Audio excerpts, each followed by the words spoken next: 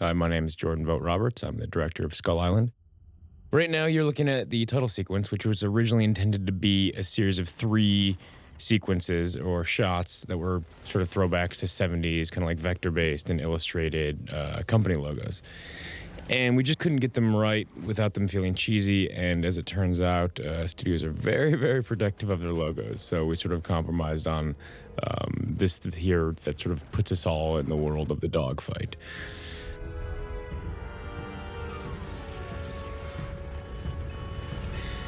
This shot coming up right here with the sun was always sort of intended to be just to start the movie off with the idea of myth, sort of Icarus falling from the sun. And this actually originally was supposed to kind of start on the trees, much like Apocalypse Now's first shot, and then slowly pan off of them onto this horrific crash. I love this sequence. It's one of my favorite things in the movie, just because I think anyone who's seen the movie knows that it's very, very strange and a very, very weird movie and unexpected. I think if you're really paying attention in this sequence, you realize how kind of like off kilter and left of center and kind of like manga stylized a lot of this stuff is. But upon first watching, like I think it's pretty easy to actually miss that. These were some of my favorite days shooting. Just because it really was like these two actors and myself on this crazy beach. But I just love this weird sort of like spaghetti western standoff vibe. And like the moment like this, to me, is actually super funny and absurd. It just kind of has like that weird South Korean, like the good, the bad, and the weird twist to things. And I just loved the idea of this like crazy David Lean movie with these big vistas. So this scene to me has always just been this idea of two countries and two people trying to kill each other and then suddenly being confronted with something much greater than themselves. This was several days to shoot, and they kept trying to give this stuff to second unit because, in theory, it's not these sort of principal actors, and this was just such a very, very important scene to me. And so we kept making time in the schedule, and it probably took, 6 days or something to shoot. I love this shot. I can't believe it's in the movie. I can't believe we got away with blood and this sword going through his hand.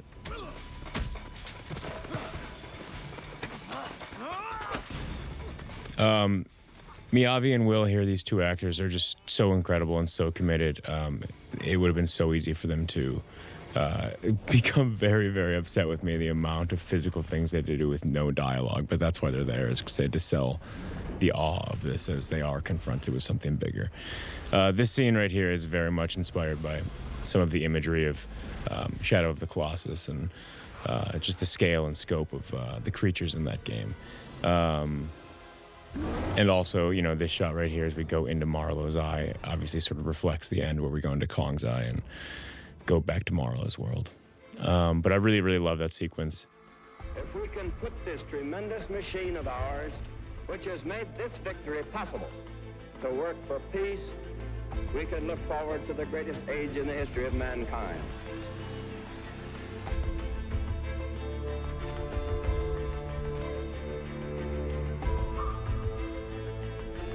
Speed of progress in the satellite project cannot be taken as an index of our progress in ballistic missile work.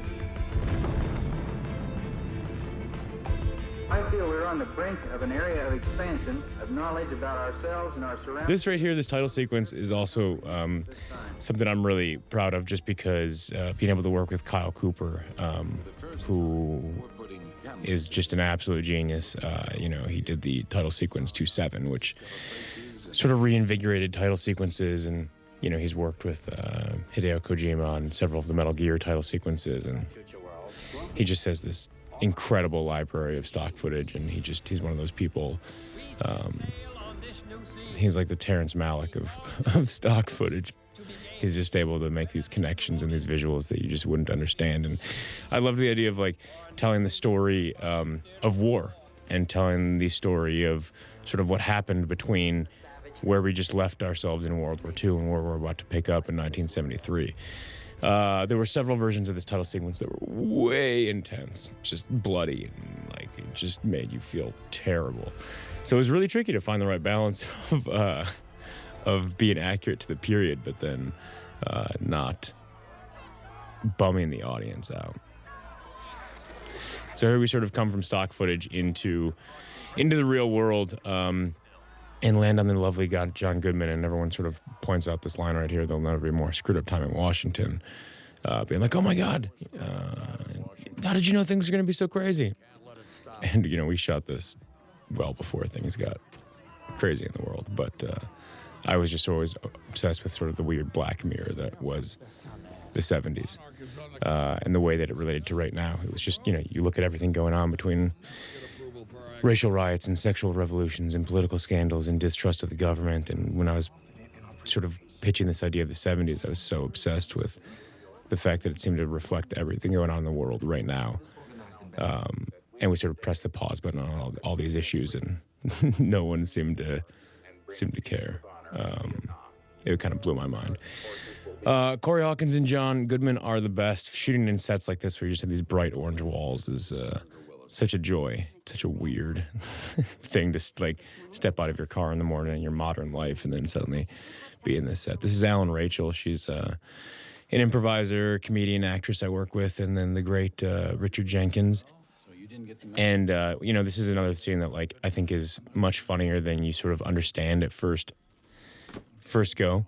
It's one of those things where, much like my last movie, Kings of Summer, I think this movie starts and ends a very different film. And there are a lot of people who come into this movie and are unsure of whether they're allowed to laugh, whether it can be funny. And I love stuff like that.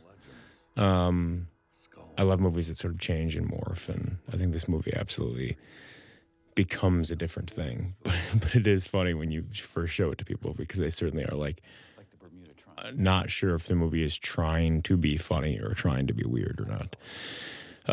Jenkins is the man. He's got such an amazing career. He's another guy like John Goodman or John C. Reilly, who's just such an incredible dramatic actor, and yet somehow so intrinsically understands comedy. This was actually at one point an image of Godzilla, and I fought really hard against that because I really felt like the movie needed to be about King Kong at the beginning, and to sort of have an image of Godzilla up front suddenly it instantly turned into a weird sequel. And I just always felt like there were going to be people going to see this movie who didn't know anything about Godzilla. And luckily, the studio is very smart and understood that. And so that was a very last minute change. So I'm very glad about that. What are you hoping to find? Corey Hawkins is also the man. He's younger, but he's one of those guys where you give direction to, and then you walk back up to him right afterwards, and you're like, you know what? Do it the way you're doing it. That was better. He's just so good like that. This scene was, they're talking about the Landsat satellite right now, and I was just so obsessed with this idea of putting satellites into the sky and mapping the Earth and looking down at the world for the first time, and sort of uncovering places and things and seeing the world in a way we hadn't seen before. And it seemed like such a credible way into this world in the 70s, and it also just tied so directly into this idea that I was obsessed with, which is the loss of myth, which I'll probably talk about a lot over the course of this commentary. But, as you're mapping the world and uncovering these things, you're slowly sort of eradicating myth in a weird way. So the satellite program is a real thing and super fascinating, but I just loved the idea of using that as an access point for how to credibly say they found this island. This stuff was shot in Hawaii, not Vietnam, although ironically, much of the movie was shot in Vietnam. But doing big exteriors like this would have obviously presented a big challenge. This was actually the first shot of the whole film right here. This big ass techno crane shot. I love the Peanuts and Snoopy. that record player is really mine. My weird childhood influences. These guys, Shea Whigham, Jason Mitchell, Eugene Cordero, Thomas Mann, they are a dream team of now friends and family, and you couldn't ask for a better group of people. Shea's reading a book called Captain's Courageous right now, which oddly reflects his fate at the end of the film. And I just can't say enough good things about those guys. They are really a wrecking crew, and they all bring such different things to it. And that was also some of the first stuff that we shot. And there's a version of that scene that's so weird and so strange, where they're talking about like solid gold astronaut helmets, that I think is so bizarre and funny. But I just love this idea of taking these, like, you know, Vietnam era soldiers and thrusting them in a Ray Harryhausen monster movie. Toby Kebbell, also the man. You know, he is such a great actor. He also provides some facial capture of Kong throughout the film. And he just really, really is one of those guys who I just love watching. Not just his mocap, but him as an actor. This shot coming up where we pull back from Packard's desk is one of those shots that, like, we scrambled to get in an hour. I love sort of dynamic lighting changes and stuff. There's a big one in Kings of Summer, and I thought for sure this was going to get cut. It was just one of those things where, you know, a lot of times in these big blockbusters, like, anything that calls attention to itself like that just goes the way of the dodo, and they just surprisingly were very cool about that stuff, which is a real testament to them. This scene was picked up later. I always loved the idea of just sort of getting us out, getting us in the rain. Initially, he had a phone call, but the information that he got was a little different, so this got picked up in L.A. later, which was another fun day of just being in the rain all day. This is so dumb. That reflection in the phone booth is... there's a scene in the conversation where Gene Hackman gets out of the bus and into this phone booth, and there's something about the aesthetic of the reflection, which actually makes no sense, that I loved in that movie. So this is Hawaii. All the signs in the background are added by the wizards at Industrial Light and Magic. And this was the last day of our shoot in Hawaii, and right there in the background, that guy in the back, there's 3 people right there. That is Nick Robinson, Aaron Moriarty, and Moises Arias, who play Joe Biagio and Kelly from Kings of Summer. And actually right up here, you will see them again as the camera fully spins around. I just, for some reason, loved the idea of hiding those 3 in the background of this. Maybe that'll be my thing as I make more movies, is just putting those guys in right there. Those 3, and then they're gone. But it was really fun just being able to fly them out, and those kids are like my little brothers and sisters as well, and so just having them out for a day was pretty surreal, but that was the last day on set.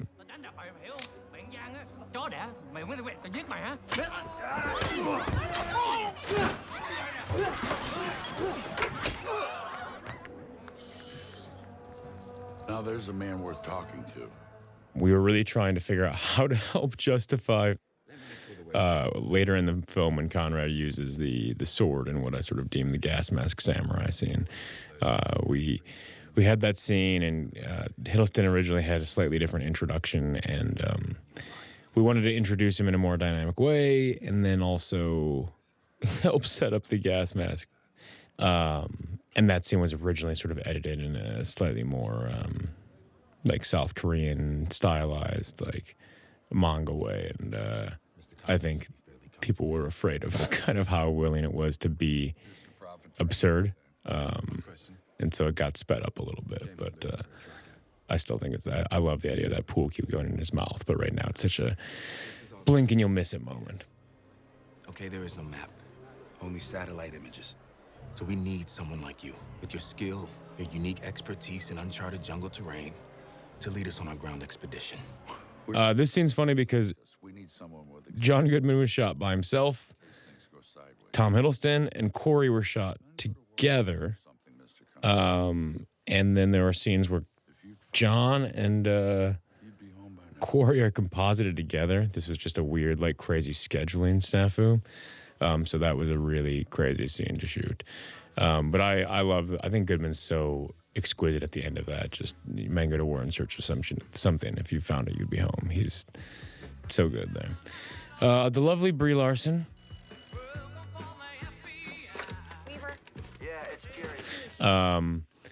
You know, this is Thomas Middleditch on the other line, or on the end of the phone, from Silicon Valley. One of my best friends from our days in Chicago. it was fun just being able to call him up and say, hey, can you do this really thankless part on the other end of this phone? And after he came in and recorded it, he sent me a text message being like, hey, dude, I totally get it if you want to recast me. Like, yeah, I just wasn't good. I wasn't good. And I was like, relax, buddy. Like, chill out. Bree's amazing, though. And very fortunate to be able to have someone as talented as her in this.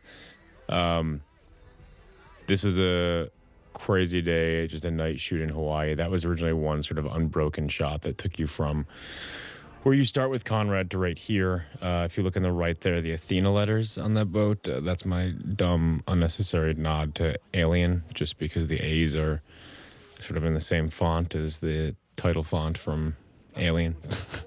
There's so many weird, dorky references in this that I guess slowly I'll call out. There's some that I'm definitely going to leave for the viewer to find. A, because I might get in trouble for them, and B, because you got to leave something to the imagination. Night shoots are really crazy. Always, you sort of fall in this like weird black hole of time and space and forget the rest of the world exists. This right here, though, is Mark Evan Jackson. He was in my last film, and he is an incredible human being and someone that I've just sort of considered a secret weapon for a while. He's one of those guys that I'm like, how are you not a movie star? Everyone should know who you is. He's so talented and so funny, and I just love working with him. Yeah, that's that. I think I'm done with this commentary now, right? You guys don't understand how difficult it is to watch this film. For me, I've seen this hundreds and hundreds and hundreds of times. And watching it with an audience is one thing, because it's this incredible moment where it goes from being my movie to being their movie. And that's like the greatest joy for me as a director you can have, is when it ceases being your thing and is now other people's thing. But now I'm just in a dark room by myself. The incredible John Ortiz, killing it. Always such an amazing, amazing actor, person. I love analog stuff. You see that old phone in Bree's photo lab, and we've got the projector here, and then you've got all the computery gack and the DC office at the beginning. I just love old analog stuff. In the background here, an old Chuck Jones cartoon is playing behind Tom Hiddleston. It's called Now Hear This. It's one of those things where before the internet, when you could just have anything on demand, when you were watching Looney Tunes, that cartoon would occasionally come on. Chuck Jones was nominated for an Oscar for it. And it was one of those weird things where as a kid, like you can't start it when you want it to start. So you would just turn on the TV and you'd be like halfway through. So it was so rare to see the whole thing. If you guys haven't seen it, please go and watch it. It's such a weird, psychedelic, incredible piece of animation. And I've just always been obsessed with it. And that's one of the joys of like making a studio movie, where it's like, oh, Warner Brothers, you own all the Looney Tunes stuff. Let me put this on the TV in the background. Mark's joke there, you guys are not scientists, that's improvised. That's just sort of him as a snarky, amazing actor. And that's the wonderful stuff that he brings to roles like this. This is a weird scene, because it's one of the only scenes where basically everybody is in that scene except John C. Reilly. So there's not one single scene in this film where everyone's together, because by the time they get to John C. Reilly, several people have died. So that was actually kind of an interesting day on set, because a lot of people were around each other who were never actually around each other on set. The rest of the movie, Toby's basically by himself, and the whole group's essentially split off, except for, one scene where they sort of all link up, and then a lot of other people die. The shot coming up here is sort of my weird, the way these boxes are stacked, and the camera is sort of my weird homage to the camera and the first sort of room that you play in Metal Gear Solid for the PlayStation. I was actually intending like a much more intense camera movement at one point that went from sort of ground level that boomed up over it. And I was like, well, this is a cool homage, but completely unnecessary for the scene. So that got dropped pretty quick. It's really funny. Right up here, we get into these short-sighted singles where Tom's on the left and Bree's on the right. And It sort of goes against conventional wisdom, and it's one of those things where some people are just like, you can't do it that way. I don't understand. People are going to get confused, and it's like, no one's going to get confused. This is some of my favorite stuff in the film. Anyone who knows me knows that like any note that I'm going to get for the rest of my life is like, it's too montagey. There's too much montage. And like all this footage for the most part is me with the camera strapped to my chest. Just sort of with the guys and like, you know, finding these moments. Like I love just strapping on a camera and like shooting this kind of like B-roll stuff. And so all of this stuff right here, just like, to me, it's just a reminder of like, oh, right, like we're in the 70s and this is the vibe. But like, you know, all this footage, like, A, I love them as frames, but B, like, it's just some of my favorite stuff to shoot. Like that was really early on. And that's the stuff that makes me most feel like you're shooting in Indy, or you're just like off by yourself shooting this thing. And I love that stuff. That shot right there is like a crazy move where we're actually in a camera or in a helicopter. And the stuff these guys do in helicopters is insane. 50 miles, maybe more. Take us closer. You want to launch? You do it from here. You know, but these guys are like such pros where they can fly 10 inches from something or whatever. Like they really are the best pilots in the world. I think that was Fred North flying the airport plane that day. And I went up in the helicopter with him, and it really is these like life moments where you've got this monitor in the back, and someone's flying, someone's controlling the camera and the zoom, and like then you're telling them sort of like how to change the way they're flying, and you're up there and you're like, this is my job right now. You know, it's one of those moments where like the absurdity that you go through as a director and the emotional sort of like ups and downs of it like completely makes sense, because you're like, I can't believe I get to just like fly a helicopter around like it's a toy. This shot right here, that match cut of John to John, that shot of him and boarding that helicopter is such a small thing, but it's one of my favorite things in the film, just because I think it speaks volumes about not just John Ortiz just as an actor and what he can do with a small look, but I think that like in a lot of ways he is maybe the most normal proxy of like him and Thomas Mann are probably like the closest things to like a regular person dropped into this situation. Everyone else is, you know, in some crazy movie. This whole thing with the bed, that's all improvised. I love improv. I love just finding things. And Jason Mitchell and Shea Wiggum as a duo is like a dream. They're such incredibly different people, and it's such a good combination. I would love to see someone else put the two of them in a movie as a duo. It's a great pair, and I would love to work with them again. This stuff's kind of maddening to shoot, just like all the Steadicam shot of people like boarding helicopters and taking off and things like that. But I love it. It's funny, I had a dinner with Park Chan-wook, who directed Old Boy. And one of the oddest questions he asked me was like, the guys with the batons, these guys right here in the red, how are they so good? They're so believable. I was like, that's the question you want to ask me about this movie? It was so weird and funny. But for some reason, he was just like very captivated by how believable they were. It's one of the many things we talked about. But back there, Sam says, hold on your butts, which was obviously sort of a reference to Jurassic Park. And it's one of those things where I think Derek Connolly put it in the script. And I thought there was no way in hell that Sam was going to say that. And it was just one of those things where we were on set that day. He didn't say anything. I didn't say anything. And he just kept saying it. And it makes me really sad, because at one point I really wanted John Goodman to say, like, you're out of your element, or Market Zero, or something insane from Big Lebowski. And it just never made its way in. But it's funny, as we started showing the movie to people, like, that hold on to your butts really resonated with people somehow. You ever looked into a hurricane and decided? This is sort of the big Mad Max entering the storm shot. All this stuff in the helicopters is like a combination of being on a buck and being in real helicopters and all sorts of stuff, and anything where you're like on a stage just in like a small little cramped helicopter, which is basically like the first week of the film was maddening to shoot. All this storm stuff was some of the last delivered footage. So for the longest time, it was such a unknown quantity. All these big exteriors here.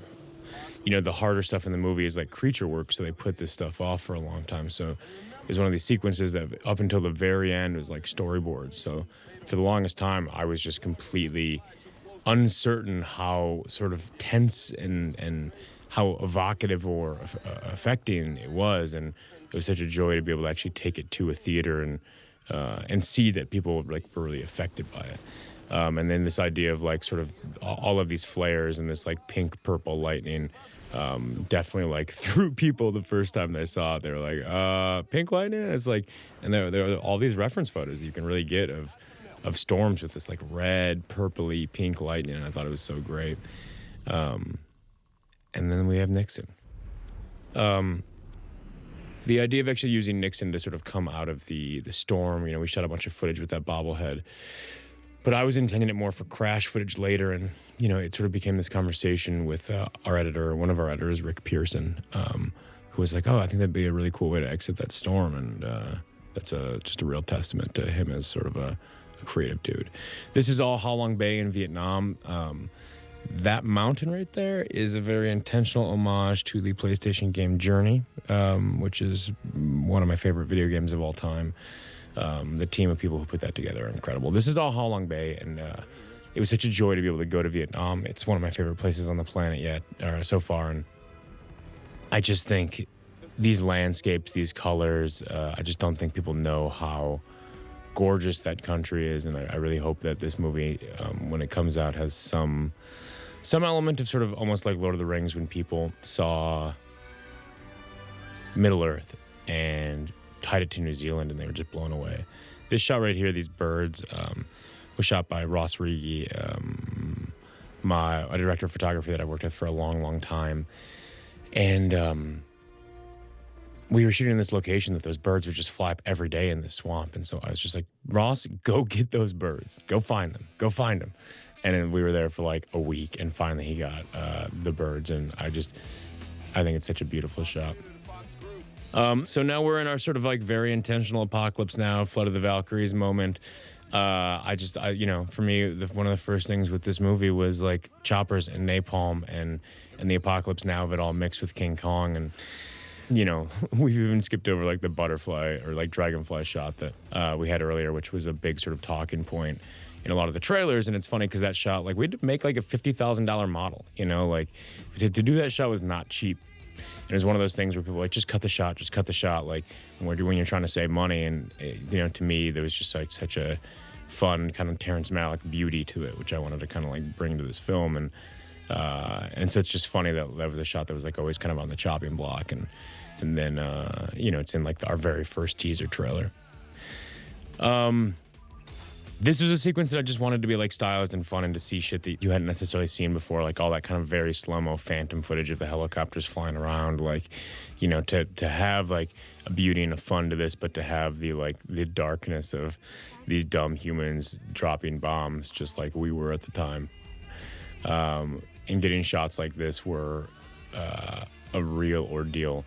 You know, some of this stuff, a lot of this I shot. And then some of this stuff, especially of like some of the helicopters, like when they're flying around, you got to go and give to the, you know, some aerial guys where you're shooting other stuff. And so you just have to be like hyper detailed with storyboards. And luckily they were able to match them really, really well. So the tree spear. This, as one long unbroken shot, was one of the very first things that we prevised. And this was one of the very last shots that we finaled. And there were so many times where people were like, you got to break it up. You got to break this shot up. You can't do it in one. And there were, even in the previous stage, like, this is too expensive of a shot. These guys right here are digi doubles because we shot this with real stunt guys, and it just didn't have the energy that we needed.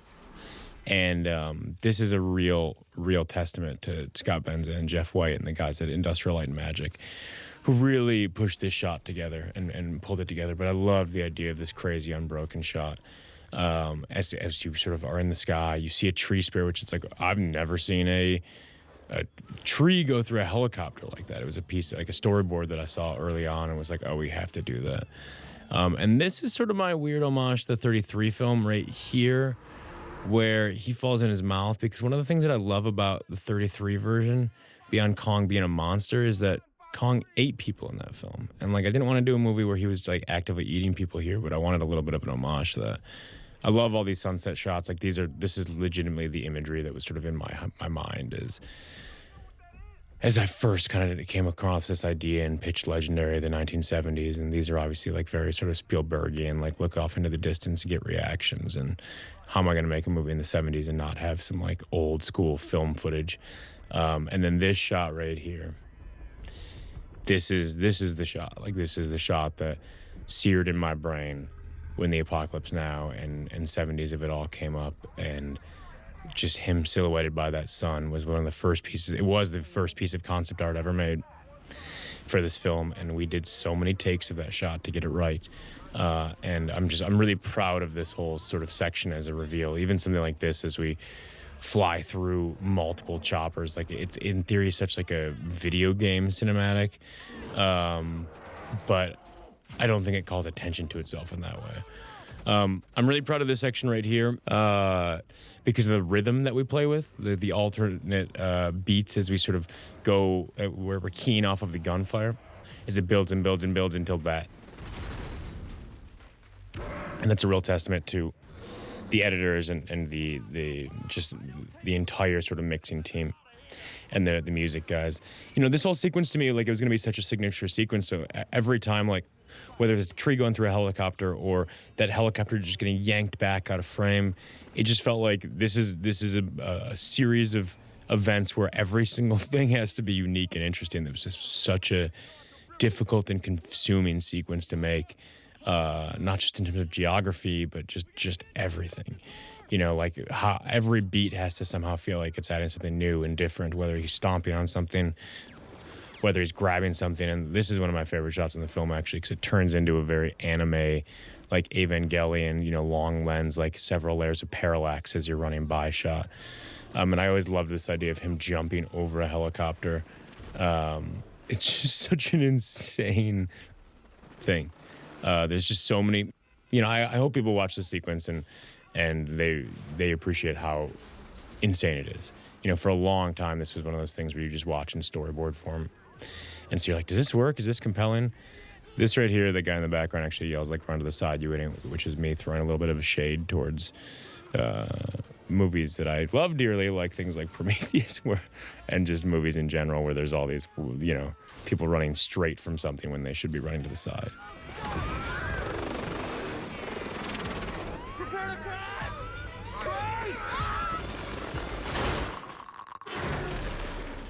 That's such a small moment there where his where the bobblehead is crashing down. He's sort of completing Nixon's arc in a weird way.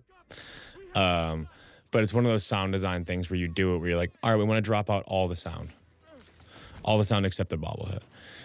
And everyone kind of looks at you like, this might be crazy. Like, are people going to laugh at this? And then it's one of those moments where, like, it's actually one of my favorite sound design moments in the film. And the team that we had at Skywalker Sound is so lovely and amazing. And just taking risks like that is such a dream. This is such a weird, oddly affecting thing. All this stuff about the mom, this was all riffed. You know, this was a really difficult sequence, not just to sort of make, but then to have it feel like people are reacting appropriately.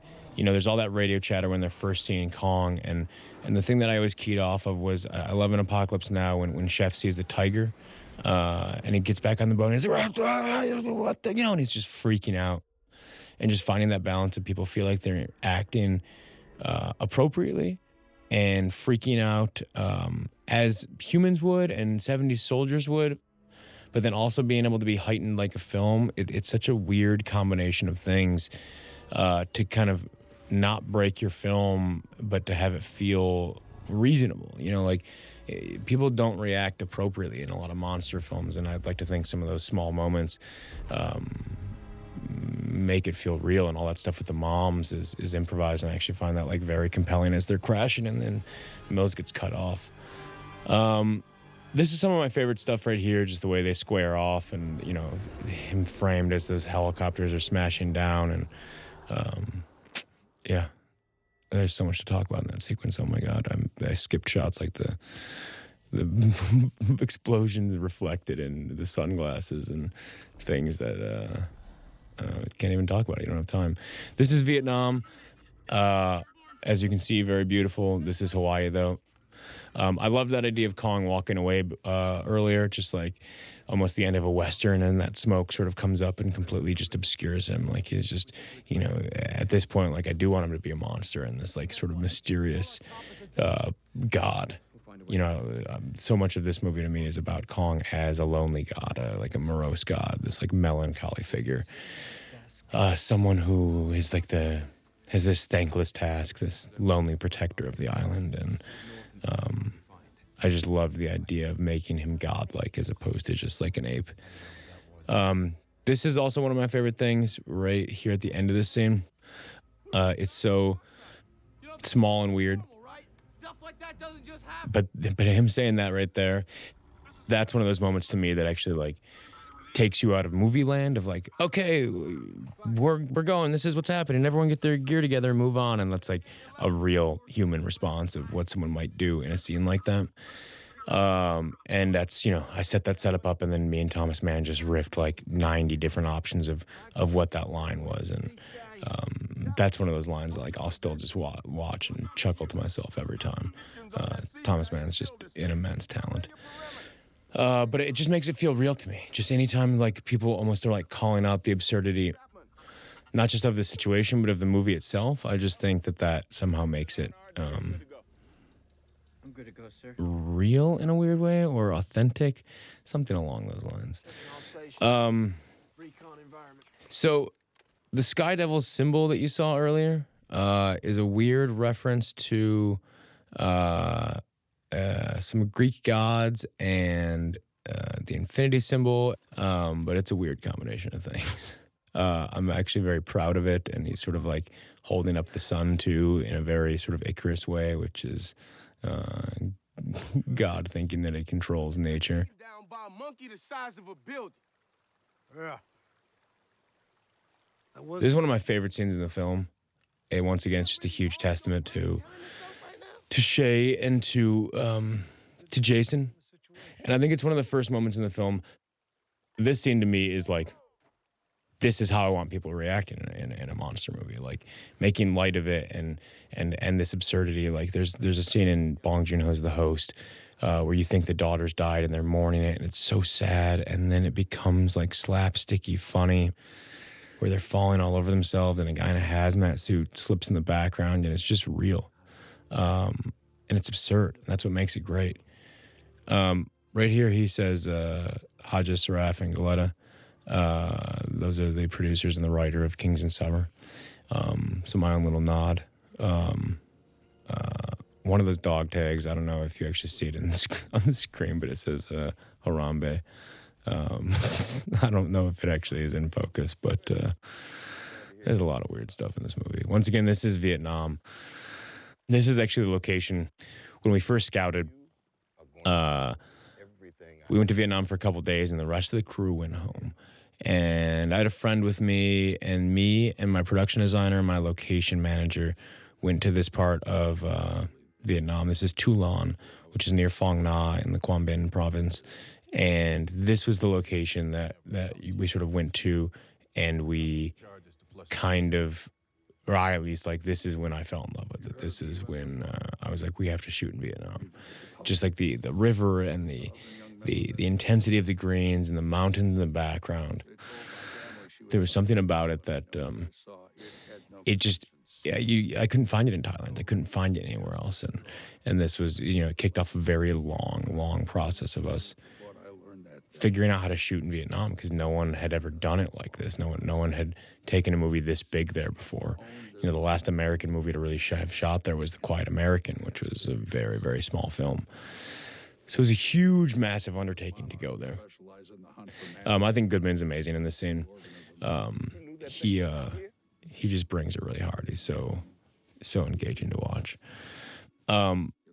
But back to that scene about the beans and the unconventional encounter, like, I wanted the movie to have as many moments like that. And I think that's like the first real moment, if you're not super tapped in, where I think the audience like knows it's fully okay to laugh. You know, not like a bunch of the stuff earlier is very kind of left of center and you're uncertain, like whether how much it's trying to be funny. And I just think they're so good there. It's like, it's such... It just seemed like you needed weird absurdity in a movie like this to make it feel real. This stuff's in Australia. All these bugs and floaties are all added in post, and that stuff adds so much to the vibe of this island. These are shots that I was convinced were never going to be in the film. This was a wheat field by one of our locations, and I was just so obsessed with it. And it's like such a Malicky thing. And one day I just like stole all of our actors and had them walk through it. And I love shit like that. So this is Vietnam. Also just an incredibly gorgeous location. I mean, look at these mountains. Look at this. Like, this is literally like a soccer field, essentially, where local kids play soccer. And this creature, the water buffalo, as we call it, is, you know, this scene sort of represents like the message of the film, right? Like, don't overreact. Put your gun down. Observe. Not everything's trying to kill you. Enjoy the moment.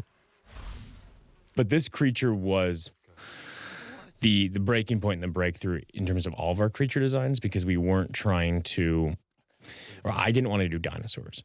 You know, the last film had done dinosaurs, Jurassic World had just come out, like, what's the point?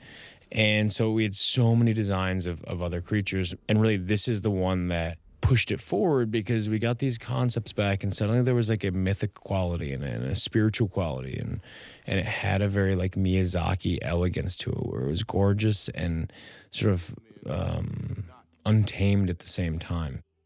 I swear to God. So that creature almost got cut from the movie about 900 times, and that scene almost got cut 900 times, because in theory the plot can move forward without it, but I think it's actually like a very, very crucial moment in the film. This was intended to be a much larger montage of the men's helmets. Maybe one day I'll do a director's cut and you'll see my unnecessary like helmet montage. But that water buffalo really inspired the vibe of the rest of the creatures, where if Kong is the god of the island, these creatures are the gods of the individual domains. So, you know, much like the spider coming up right now, you know, there's something sort of beautiful and elegant about it, and this is his domain, yet it's terrifying at the same time. This spider, I just, you know, when you're making a monster movie and you're a geek and you're a dork, you get this opportunity to like design your monsters and to see these images and moments that you would never see before. And this right here is like my Cannibal Holocaust homage right there, which I cannot believe is in this film to some degree. And hopefully I think that's a testament to how fun the movie is. But that shot right there is almost like one-to-one a piece of concept art. And that was the moment that I was like, oh yeah, I want these sort of spider creatures whose legs are sort of designed like bamboo. And, you know, I just wanted it to feel like things that you've never seen before. Even things like this, like I didn't want it to shoot webs.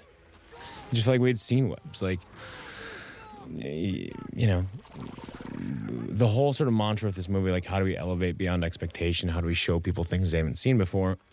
So yeah, it's this weird big spider, but it's got bamboo legs and it's got these like crab pinchers and it shoots these tendrils out of its chest. And initially, like its stomach was going to open up as this weird like Venus flytrap, where it was bringing mills here as opposed to these pinchers. But that felt like it suddenly was like almost a little alien-like. This is one of my favorite scenes in the film, though. Like, I just think it's so fun, and I love all these kind of POV first-person shooter shots. But also, to me, this is like the scene that kind of I think is very much like, you know, a Vietnam gunfight with monsters. And I love the way Vietnam films are shot, where a lot of the action is very tight to be sort of claustrophobic and disorienting. This is another montage, we call it the aftermath, where if I had my druthers, this would have gone on another minute and a half, just because I love kind of like meandering, ethereal beautiful reaction shots like that. Like a big part of the movie to me was this pitch of, I want to be able to linger on your faces. I want to be able to just like feel what you guys are going through, you know, in addition to these big giant monster moments. And so there's a bunch of beautiful footage of them there, and I would have absolutely kept that going a bit longer. But, you know, my my threshold for lyrical imagery is not quite necessarily, I think, conducive to like big blockbusters sometimes. So, you know, you kind of make these concessions where you say, okay, we should keep moving because this is meant to be a ride. This set is funny because that arch right there, you know, this is the first time that you start to see like the Iwi paint, which we get a much better look at later. But that arch is actually a throwback to, there's a scene in Full Metal Jacket where they're in this bombed out village, and it had these like circle arches, and I loved the idea of taking that imagery and kind of making something tribal out of it. And so here, shots like that and right there, you really sort of see the way the paint and the villagers kind of align. And I, you know, this paint was a huge undertaking because, you know, in a lot of Kong movies, the portrayal of the villagers naturally sort of like falls into these weird stereotypes and is super racist. And I just wanted to do something different with them. And when I started playing around with this idea of like this almost 8-bit anachronistic, like right angle, hard edge paint as opposed to a very tribal paint, which felt like modern in a weird way, like almost circuit boardy.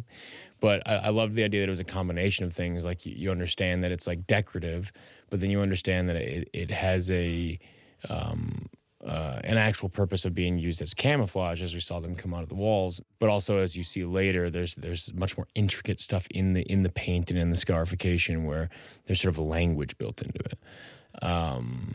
And I just kind of loved that idea. John C. Reilly is obviously incredible here. Every time he comes out, you know, to me, this is where the movie completely sort of becomes a different film in a good way. And I just think he's able to do things like this that would be over the top with another actor. And yet he's so talented that he's able to do things that are absurd that he, much like in my last movie with Biagio, he says and does things that should break the film. That should like break the tone, should break your engagement of it. And instead it actually sort of makes it more real and grounds it even more. And that's just a huge testament to him. And with those Iwi, the villagers, like I loved the idea of them having these scarves and these sort of robes, and that stuff is very like manga and video game. This is a protected site in Vietnam. This is like in Ha Long Bay, and it's like literally like a woman's little hut is right behind where that gun was in that last shot, and it's like a little fishing encampment, and it's like it's one of the most beautiful places you've ever stepped foot on. This was the last day of shooting right here. And it was so great because it was a crew of, I don't know, like maybe 30 people, and it was just me and Toby in the water and just finding this stuff. But it was one of those locations where you're just like, oh my God, I wanted to shoot there, and it was such a hard, remote location to get to. And so the way that we were able to make it happen was by, you know, initially it was supposed to be a scene where Packard and his men actually see this happen. And by making it Toby and just one person, that allowed us to like strip down our crew so intensely. These to me are some of the best shots in the movie, like these wide shots here of Kong, the way he interacts with this water. I just think it was like magical. And then this scene, like obviously it's to make good on like monster on monster action, and obviously it's sort of an updating and a throwback to the Toho version of Kong versus Godzilla where he fights the squid. But I wanted these reflective moments, shots like this, where you sort of see him taking in his own presence. And then the low angle shot right here as he's drinking, to kind of like where he makes his own waterfall, you know, and there was such kind of like wish fulfillment, like there's an aspirational quality to that. And so obviously it's meant to be this like giant kind of monster battle. But the bigger thing about this scene to me was actually, I loved the idea that it was like a day in the life. It's a slice of the life of what Kong has to go through every single day just to get by. And so the camera's not like sweeping around. It's relatively locked off. You know, it's meant to kind of be shot in a little bit of a Planet Earth way where it's like, yeah, we could get those angles. How we got those angles was difficult, but we could get them. And I love the idea that it's actually this quiet moment. It's this moment right here. This is about the struggle. I mean, beyond this being like a very intentional old boy homage, which was very fun to show this movie to Park Chan-wook. He thought this was pretty amazing. But this was a piece of concept art that came in just with the squid over his face. And to me, the scene's about this. Like, yeah, the other stuff's amazing, but this is the quiet moment. This is what it is to be Kong, what it is to see him wounded, what his struggle is. And I just, that's when those shots started coming back. The stuff the people at ILM was doing was just incredible. We actually gave them, Toby did some facial cap for that, and he was chewing red vines. We'll be all right. That wall, is that supposed to keep out that thing? Nah, he's not the one they're trying to keep out. What?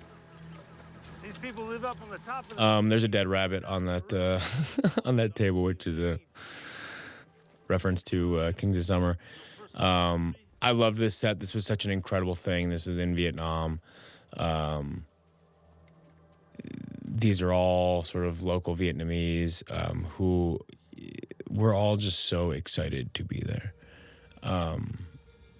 Bill Corso, the guys that did this makeup, they just absolutely crushed it, and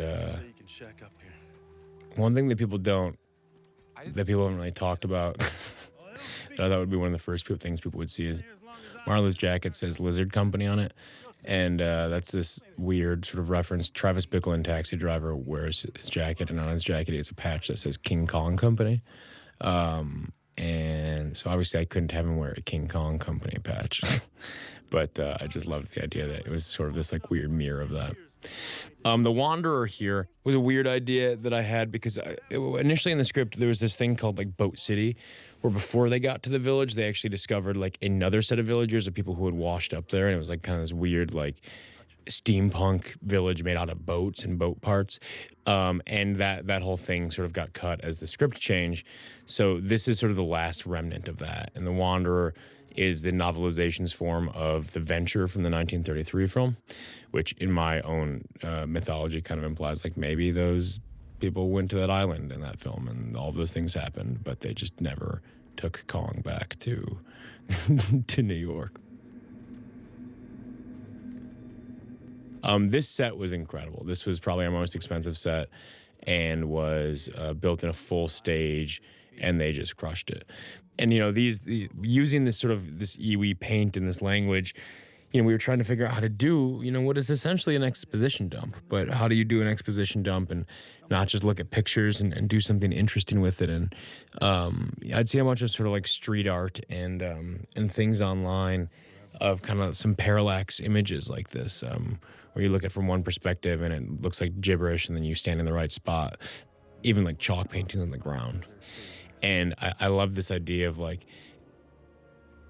the villagers almost were very evolved, where it's almost this on rails experience where as you walk through this shrine, if you're on the right path, you watch this very advanced and yet rudimentary animation happen.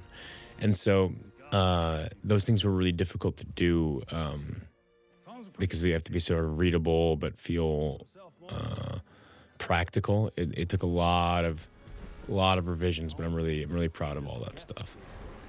I love all this stuff too. I think Kong's great here.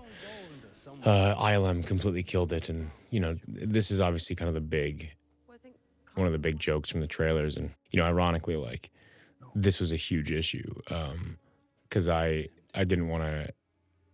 I thought the name Skullcrawler was so weird, and so that's why we had the joke initially of him just saying, "It sounds neat." And that's where the joke ended. He just said, "It sounds neat." And so he was kind of throwing it under the bus a little bit. And then all of this came out on the day as we were improvising it, because we felt like we needed to protect it even more. That's such an absurd name.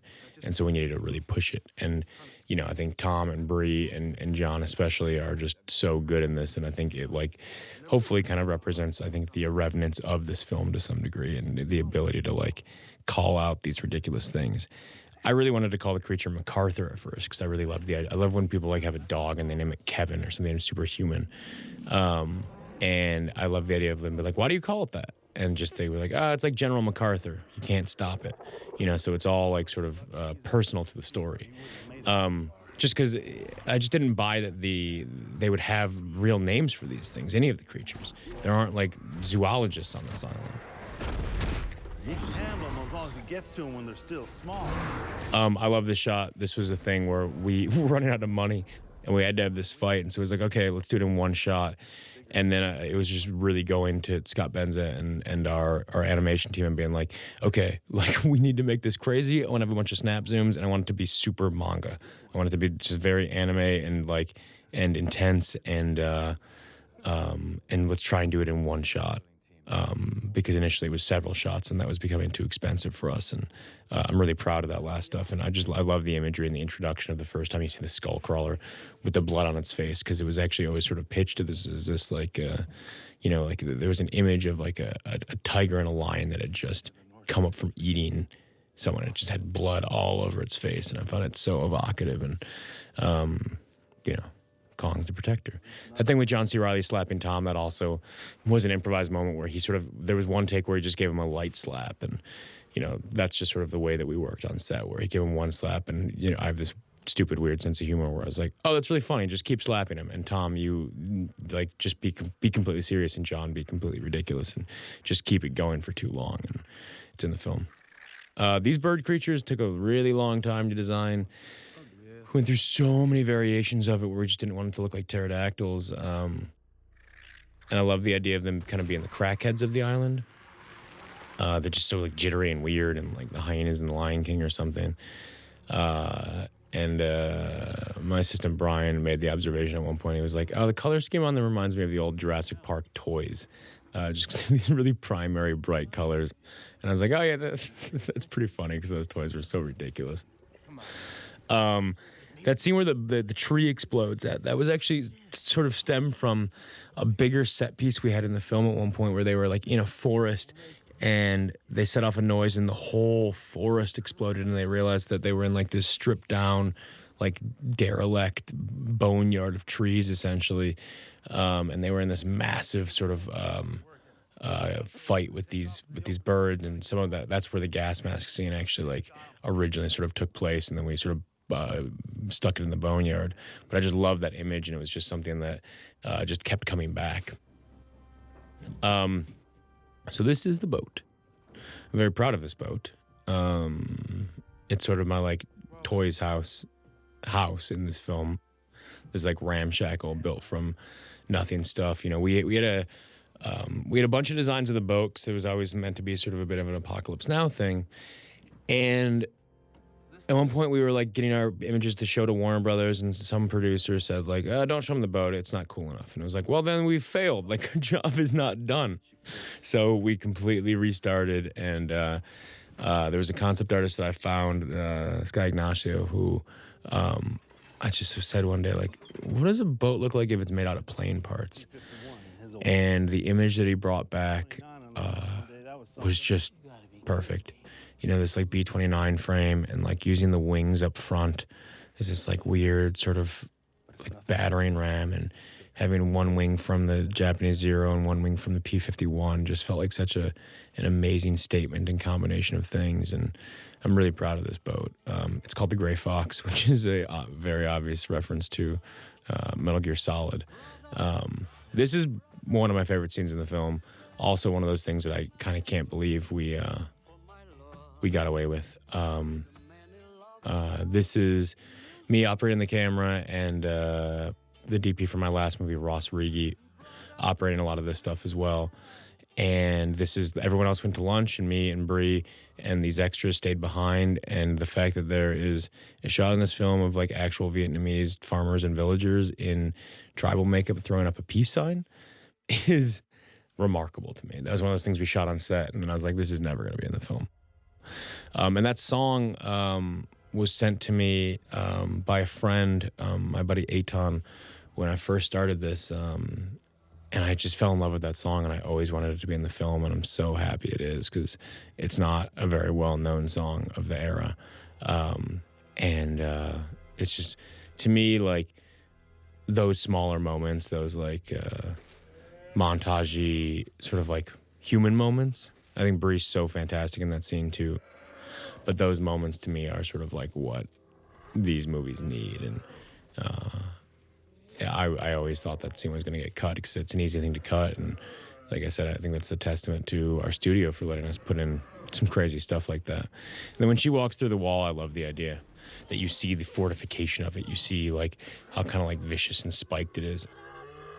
You know, I didn't talk about the wall earlier, but that was a really difficult thing to figure out in this film of like, how does the wall sort of fit in with this movie where the villagers don't live at the edge of the island like in the other films, and they have a very different relationship with Kong. And so you want to play off of the imagery of the traditional King Kong films, but sort of reinvent it. And so designing a wall that felt fresh was really difficult. And actually, like, there was one wall at one point that was made out of like boat parts and like boats piled on top of each other, shipwrecks, things that have like wrecked up on the island, and some really, really cool designs. But you know, I'm pretty happy with where we ended up with it, where I think it pays great honor to sort of what came before, but does new things.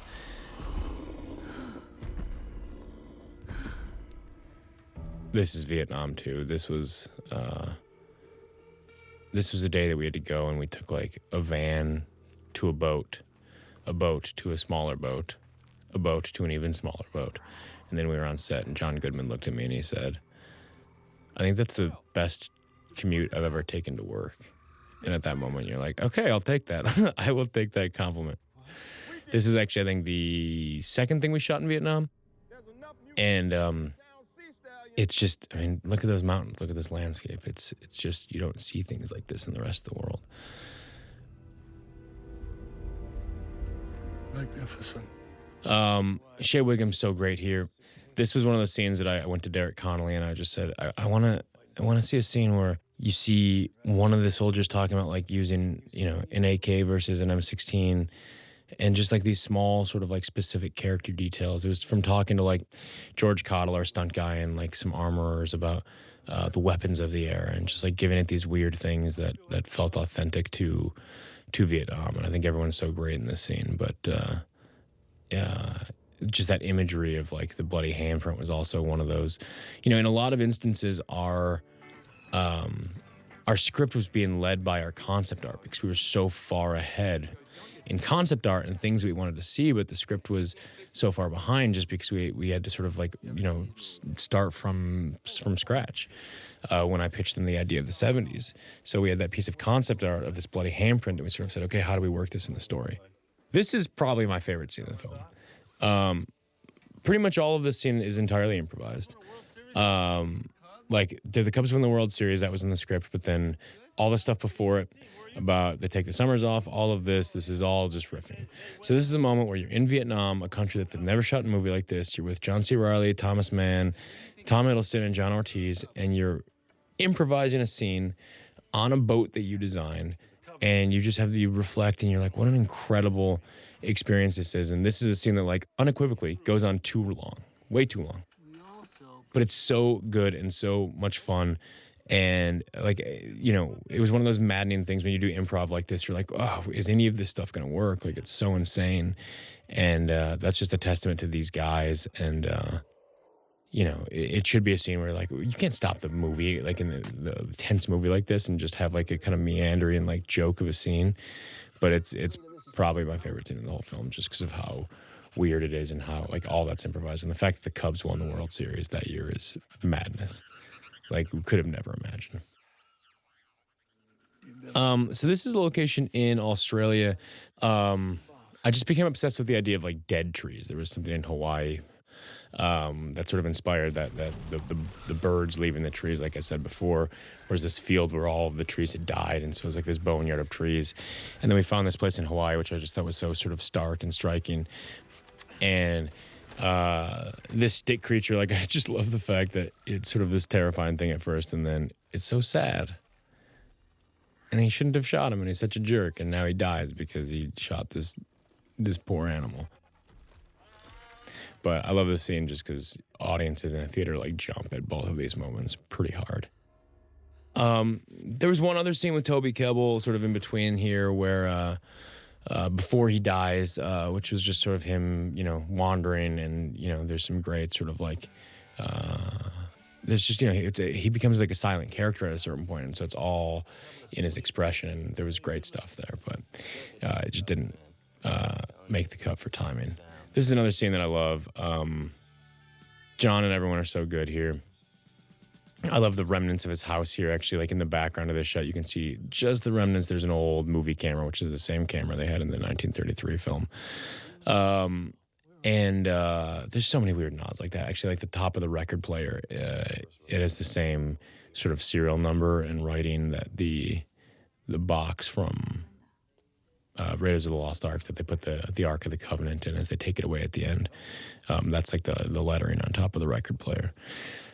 All this language is also very inspired by like beyond 8-bit stuff. It very much, there's like some stuff in Zelda Twilight Princess that it sort of is riffing off of. What?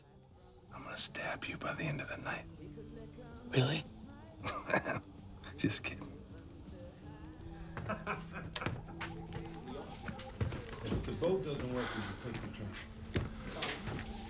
Isn't it odd? The most dangerous places are always the most beautiful.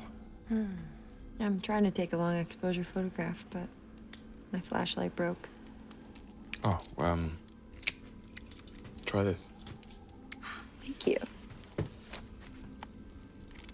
Royal Air Force? My father's. He threw it to me from the train as he rolled off to fight the Nazis. He was like John Wayne to me. Some kind of mythic hero. Did he come back? His plane went down near Hamburg. They searched for him for months, but I suppose no man comes home from war. Not really.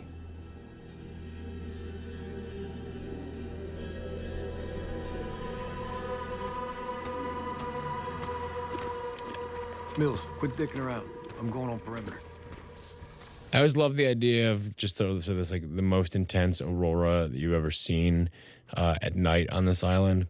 At one point, there was actually like a big sort of like gunfight battle at night set over this, and once again, this all just kind of stemmed from like concept art. It was us trying to drive the script and just like literally thinking, okay, as they're writing this, like, what do you want to see? What haven't you seen before? And so we generated so much concept art in this movie, and I had so many incredible people that I was working with, and it just really, we were trying to just drive it from there. What haven't we seen? Anytime it felt redundant, we threw it out or cut it. This scene was, this is probably like the only time that we cut to Kong by himself, like we transition there through the actors, sort of with the VO, but this is the only time in the film that we really cut to Kong without a human seeing it, and I was really adamant that we don't just cut to Kong's perspective. So Gunpei Ikari, who's the Japanese soldier played by Miyavi, his sword, those triangles on the sword are a reference to the knife, the blade in Princess Mononoke. And Gunpei Ikari is a mixture of Gunpei Yokoi, who was the creator of the Metroid series and the Game Boy, and died in a tragic car crash a while ago, and Shinji Ikari from Evangelion. It really was a very nerdy combination of things in my life. And there's another fun reference on that sword that I'm not going to tell you.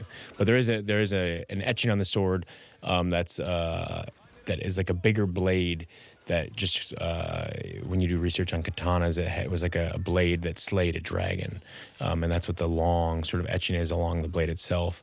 And I just wanted to like infuse the movie with as much sort of like mythic qualities as possible, just because, like I said, this movie to me is to some degree about like what happens when we lose myth and sort of being like reconfronted with myth in our lives. This scene initially was like this big to-do as the villagers are like chasing them out and coming after them aggressively, and it just didn't make sense with the vibe of what the villagers were. And I just loved the idea that they were enlightened and that there was this peaceful quality, and them and Marlowe were able to sort of like interact with each other without words. And this is just a testament to John here. like I love his performance in this stuff, and I love the mist going by in the background. But to be able to have this like sort of sensitive goodbye, and then to get this joke in, If you're ever in Chicago, look me up, I guess. I mean, not a lot of people can do that. And like, you know, I love movies that play with tone like that, but a big part of that is like John just really making a character that can walk that line, and being able to work with those villagers, you know, those Vietnamese, like the two in blue who are sort of the elders. You know, that's just life moment stuff. And, you know, right here, you know, you see the wall, and yeah, it's made out of these bigger logs, and it's, you know, it still sort of has this like deconstructed, still building, scaffolding feel. But the big thing that I'm actually really proud of with the wall is the way the gate opens. It was like, okay, how do we see a gate open? How do we do this in a way that feels different? Because you've seen a gate open on a big wall a million times in movies. And so the wall itself wasn't as aggressive in terms of the design as I wanted, but I'm really proud of the mechanisms and what it is, essentially. This is all Vietnam, obviously gorgeous. This montage used to be much, much longer, which maybe you'll see one day. And it was originally set to Wild World by Cat Stevens. And I thought that was amazing. It was very on the nose, but it was very, very cool. It just didn't have the drive. You know, like it's this part of the movie, like you want to like pick up the pace and you just want to keep going. But maybe one day you'll see that. Once again, I'm really proud of that boat. I hope that they make a cool action figure of it someday. Not an action figure, but like a model, a toy. But all that Vietnam footage, like, you know, to shoot montage stuff is so time consuming. And there was a lot more of it. And maybe you'll see it someday. John's so good here. You know, this sort of like, he just has such a simple arc, and he just has simple wants in the scene. And I find that, why it's so easy for audiences to sort of go with him. But, you know, I've talked about myth a couple times before, and the thing that I keep talking about with myth is, just this idea of like, right now in the world, you could pick up your phone and Google, does Santa Claus exist? And then like myth is destroyed. And myth is how we've told stories for thousands and thousands of years. And it's just funny to me because in the 70s, it wasn't like that. When I was growing up, it wasn't like that. And, you know, beyond being such a terrible, horrific, sad tragedy, I think the reason that Malaysian Airlines flight disappearing was such a big deal is because people live in a world where they're like, a plane can't just disappear. What do you mean a plane can disappear? That can't happen. And I love the idea of what happens when you're confronted with myth, and, you know, Kong representing the unknown and things greater than ourselves, and that we don't know everything, and that myth is important in our lives. It's, you know, in the 70s was sort of the split of like science taking over. There's that Journey Mountain again. That stuff on the boat, Thomas Mann and Jason Mitchell, they were shot at different times. I really love all that float stuff. It's just so weird. We actually shot Jason's side first, which gave Thomas the freedom to sort of play. Even like the crazy Santa Claus, all that stuff is improvised.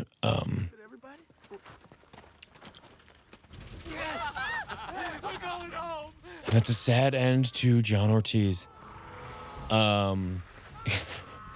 You'll notice he literally, once he's on the island, it's very Call of Duty in a moment right there. And this is my, like, E.T. in the moon moment. But you'll notice he never lets go of his briefcase the entire film. It's like his earthly possession that he clings on to. And then at the very end, it's literally ripped away from him with his arm as he's out of his element.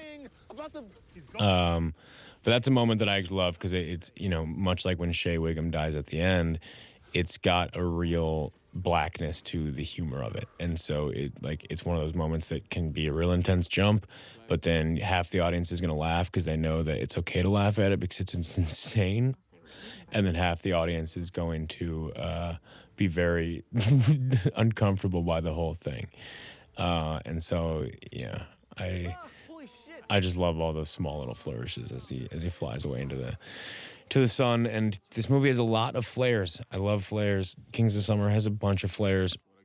You know, Panavision designed us a special set of lenses, and it's funny working with the effects guys because you know, you're like, there's a bunch of visual effects shots where we added flares. that obscure things and obscure Kong, and to me it just makes it feel integrated and it makes it feel real. But it's funny because people are like, well, why would you add a flare over the shot? We did such amazing work on this shot, and you know, and even my sensibilities in general are so sort of like anime and video game and Asian that you know, I think Jeff White, our supervisor, about a year into the process, came to me and said, "Oh, I think we finally get your sensibilities." Just because, you know, the physics in this film, the way Kong moves, the way he behaves, there's really more to do with like something like Evangelion than the way physics would actually work. Like the shockwaves when he lands, like they really are these like massive shockwaves as opposed to these like just dust kicking up, and just everything's sort of like exaggerated on that level. And it's sort of tough to get people to tap into it, and the ILM guys really stepped up. But if we reach that position and he's not there, we don't send out a search party. We're back here by nightfall, understood? In 24 hours, we have to be on the other side of this island. Roger that. Hear you loud and clear. All right, you heard the man. Moving out in 10. It's a good group of boys. We're all gonna die together out here. You're a good group of boys to die with, I'll tell you that much. You should have come here. I'm just a firm believer that you can plan all you want and you can have the most beautiful storyboards on the planet and the most beautiful plans on the planet, but like until you're there on the day in wardrobe with your actors, with cameras up, you're never, there's always a way to make something more real or more raw or more authentic. And, you know, just so much greatness came out when you know, you give someone like John C. Reilly the freedom and he puts trust in you and you put trust in him, you know, you get stuff like that.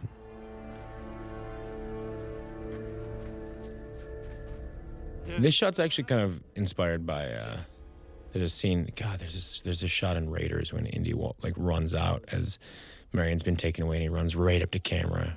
And his eyes are right there, and then the camera starts pulling back, and it's just like Spielberg firing on all cylinders. I just love the idea as they approach the boneyard itself, you have these like very sort of abstract shapes, and once again, you kind of have this moment that's like kind of beautiful and wonderful and awe-inspired, but like sad and like morose. And so, you know, that's kind of like what the pre-boneyard scene is. And now we're in the real boneyard. So you'll notice Jason Mitchell's helmet says Birdman on it, which I love. For anyone who doesn't know, he's a rapper or a game spitter, as you will. So this is the boneyard. This was a sequence that also was stemmed from a piece of concept art. I love the idea of this image where you're learning about Kong's mythology as you go. Right, so you're seeing his parents having perished together. You're seeing, like, you know, much like those photos of old skeletons that they've found where they're holding hands or laying next to each other that they uncover from Pompeii or wherever. You know, I love the idea of Kong's parents having faced this similar death and this boneyard. Like, I love the color scheme in this movie, and we did really aggressive things with the color, which, if you've seen Kings of Summer, I sort of pushed similar sort of heightened colors. Where you're really pumping them almost like it's like an old school, like in-camera filtration where you drop like a grad or a chocolate filter. So like these really intense grads dropping down, which is not how conventional movies are really colored. And so many of these movies feel kind of bland and the same to me, and they have the same look. And it was really important to me that this movie like be beautiful and look different. And there are times when people would look at the color and be like, whoa, we can't do that. And then eventually you're like, oh, like, you know, then we started dropping trailers and you see the reaction of people saying like, oh my God, I love how this looks, or it looks so different or whatever. And then, you know, I think people buy in and they really go for it. And once again, that just goes back to ultimately kind of being supported. Yeah. So the boneyard stemmed from original concept art, you know, just things about being like, I want to see a 50 caliber on a Triceratops skull, or I want to see, you know, once again, it's like making it on the concept. I want to see a Vietnam gunfight in a prehistoric boneyard. And I love the idea, you know, this creature right here, the skull crawler, being this inelegant thing that like, it's just puking things up, like dislodging its jaw from the side. And like, just, you know, it's very much, it's inspired by the There's a creature in the 1933 film that has these two big legs, and it's the only like non-dinosaur in the film. But it's kind of like riffing off of that and the inelegance of the creature in The Host, which just evolved poorly. And then it's this weird combination of like No Face from Spirited Away and the First Angel from Evangelion and Cubone from Pokemon, and wears its mother's skull on its face. And I just love the idea of its translucency. Like that's my moment where I can make my movie monster. And so like that thing took so much time. And then to have a set piece like this was just this dumb idea of like, oh, okay, so it's got like semi-translucent skin, and then a camera flash goes in its body. And then you have this moment kind of like from the first Alien where, you know, you hear the bing, bing, bing. And, you know, the whole process really was like, okay, if we're having this scene, we constantly have to see things we've never seen before. When have you seen that image before? When have you seen this scene before? You know, and like as crazy as they are, I'd rather have these insane moments where you feel like you haven't seen them, because I just feel like so many of these big movies don't give audiences that anymore, you know? And that's why I went to the movie as a kid, is just to see shit I've never seen. And I loved that. You know, I loved being able to have that freedom to say like, okay, we've got this prehistoric boneyard with all this ash falling, and you're in this like green, yellow, red color world, and you know, and then there's a camera flash inside this beast, and John C. Reilly's speaking Death Before Dishonor in Japanese. I love that stuff. You know, this right here is to sort of set up the tongue at the end, just to see another piece of this creature, and it's obviously cool and awesome. Bree runs like a movie star. You'll see the creature kind of slips in that last shot there. Like that's one of those things, kind of like The Host, where like it just doesn't even have its balance down. It's just not right. But that creature took forever to design. There was so many revisions. Like all of the creatures, literally we went through thousands of them. And if we felt like you'd seen it before, it just had to go, you know? And we just needed, like, when have you seen this? Have you seen his skull explode with fire shooting? Like that's another direct piece of concept art. And it really was just spitballing with this incredible team of people to be like, okay, how do we make good on this imagery? This gas mask thing was the same thing. I sent this, you know, like I said, this stuff with the birds was kind of like merging a different set piece into this one, which is why it is like a little contained. But it just was like too insane to not like. John C. Reilly slicing birds with a katana, yes, please. And then this is what I call Gas Mask Samurai, which is a piece of concept art I sent Tom, and you know, this is all him in the gas mask learning this thing, and he's just so physical and so great. But it's like, I've never seen that before. And you know, it's funny, this scene was on the chopping block for a long time. Some people really thought it was too much. And I was like, well, I think it looks amazing, and I've never seen it before. But really, the selling point to me was we had a screening, and there were like two 9-year-old, 10-year-old boys in front of me. And when that scene came on, they just looked at each other, and their eyes just like, they went, oh, you know. And at that point to me, it was like, well, this has to stay in the film now. And it was one of those moments. It's a super divisive thing where on like test cards, like some people would list it as one of their favorite things in the film, and some people would list it as one of their least favorite. And I just think it's you know, I would rather have things in movies that are divisive like that than things that just like kind of go down the middle the entire way. And you know, I almost still can't believe that's in the film, but you know, just finding ways to show people crazy things you haven't seen before. The movie always had a bunch more footage like that flare kind of coming through the trees. Like I love all that kind of like lyrical, ethereal stuff. There's a bunch of that stuff with Toby and a bunch of the other actors, just them in the jungle. And like I said, I think this movie would be like 10 minutes longer just with like montage and ethereal footage if I had my druthers, and I'm pretty sure I'm probably the only person that would like that movie. But ultimately, you sort of make the decision that's like best for you know, this larger audience. Is you really need people to go to the theater, and like we want them to go on a ride. Like I'm really happy that most people walk out of this movie and are like, oh, I feel like a little kid again. Like you sense that awe, like you sense that journey you're going on. And you know, when you put in a bunch of imagery like that, it really sort of slows you down. Natural competition, they'll proliferate out of control. Then we'll end them too. After we bring this thing down. Yeah. This scene took like 2 days to shoot, and it's just, you know, this is one of the few scenes in the movie where everyone's together and everyone's not walking. You know, everyone's walking the whole rest of the film. So every time you have these sort of stationary scenes, it's like, and just like blocking a scene with like 15 people, very maddening. It's a lot. Okay, Colonel. You'll find your sea stallion 3 clicks up that ridge. Now I'm gonna take these. It's a lot. Back to the boat. And wait for you there. But it was also just really difficult to split these characters up and like to have all this happen. This scene actually was originally intended to take place in the boneyard still where we just were. Except in Hawaii, we got our set flooded. Like we probably lost 5 days of shooting because in Hawaii it rains every 10 minutes to begin with. Steve, you running with the big dogs or staying on the porch? I don't want to be on the literally, we showed up to set one day and like our base camp had a river flowing through it. Like our set washed away in like true Star Wars fashion. And so we lost a bunch of time. So we're like, oh my God, we don't have time to like shoot the boneyard sequence and this, how do we do it? So we had to move this location, which is why, you know, it always feels a little abrupt to me.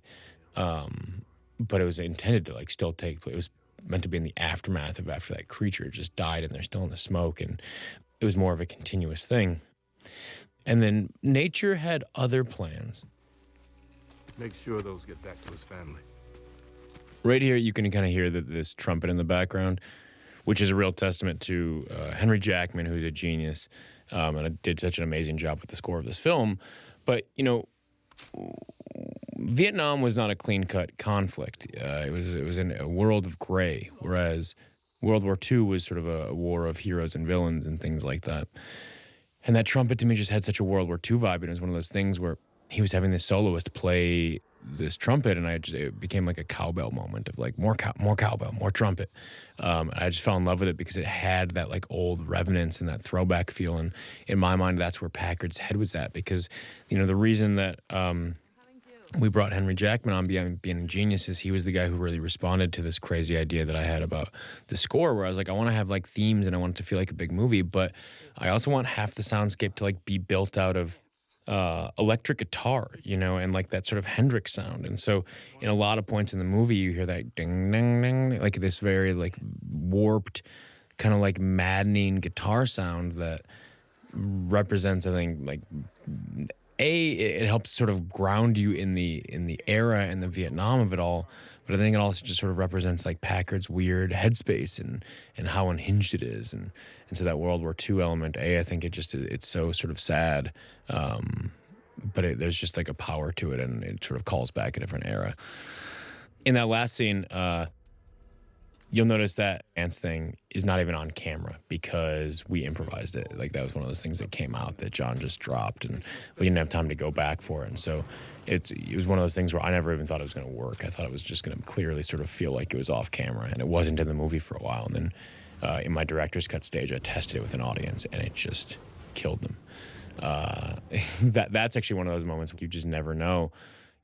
You never know if it's going to go too far. Like Kings of Summer, it's a really tricky balance.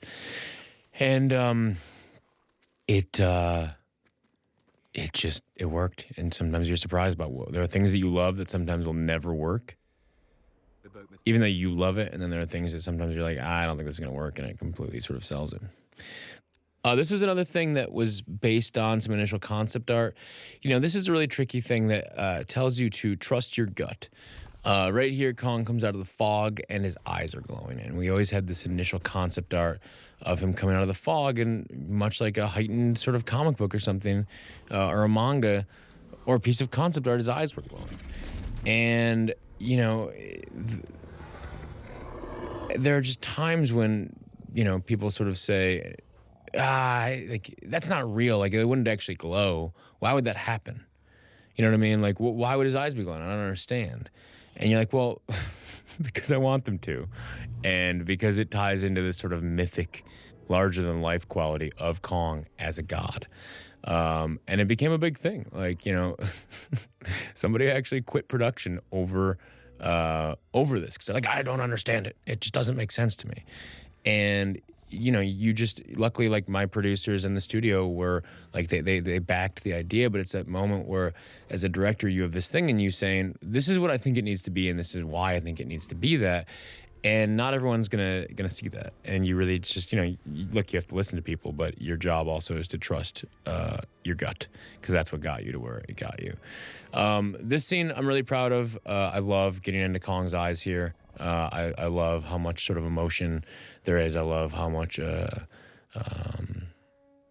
vulnerability there is there. That's you know, that's Industrial Light and Magic just really doing it. And as you see, he goes back into the fog and his eyes kind of turn into that mythical, godlike quality again.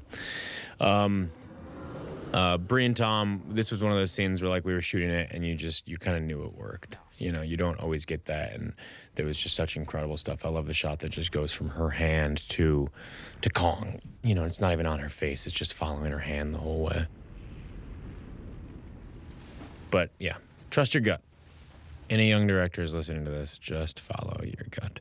I love, you know, there's a lot of shots and sort of mirroring imagery of people holding down a weapon in the foreground and something happening in the background. You see it with Packard there. You see it with Marlowe, where the sword's in the foreground to him. You see it with Kong, with the tree and with the propeller. Like, there's a lot of sort of graphic rhyming with those, and then with the shots of the close-ups of the eyes.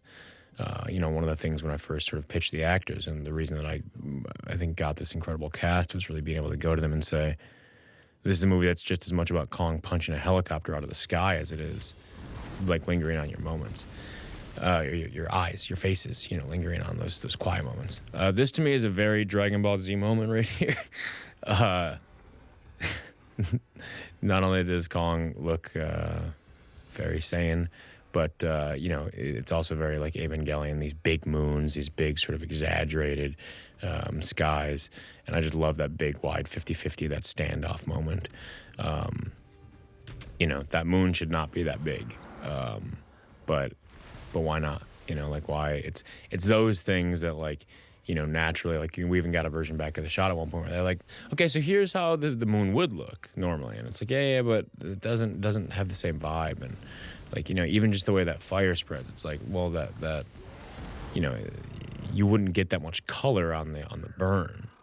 But we just wanted to always make sure the movie, like, you know, I wanted it to feel like this weird sort of psychedelic, like, acid trip almost, as you're sort of going through this crazy island. These shots up here always remind me in a weird way of the old King Kong ride.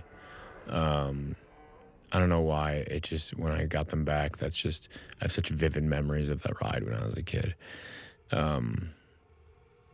That's that electric guitar that I was talking about right there. That ding, ding, ding, ding. That's very much sort of tied to Packard and his men.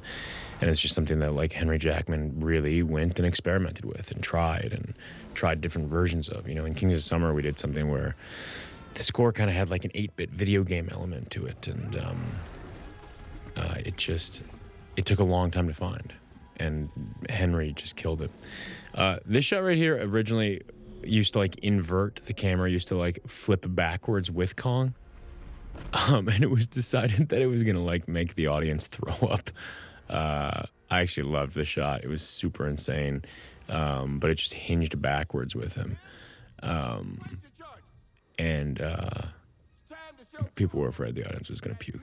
So sometimes you got to change stuff to avoid vomit. And that's just what happens in life. This standoff was always kind of pitched as the, like, Full Metal Jacket moment. Obviously, the intensity of it is probably nowhere near that. But I just love that scene where they're all standing around, you know, the wounded girl, the sniper, and they're talking about the intensity of what they did.